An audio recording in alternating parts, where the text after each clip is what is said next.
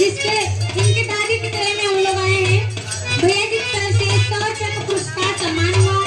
आज सभी लोग को साथ प्रणाम करती हूँ। जय भीम, जय भारत, नमो बुद्धाय, जय रविदास।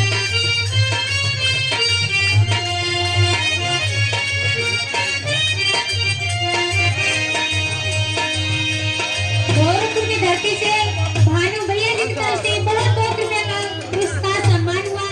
आज सभी लोग को साथ प्रणाम करती हूँ। जय भीम, जय भारत, नमो बुद्धाय, जय रविदास।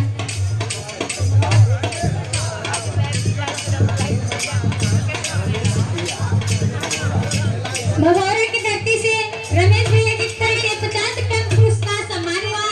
आप सभी लोग को सादर प्रणाम करती हूँ। जय भीम, जय भारत, नमो बुद्धाय, जय रविदास।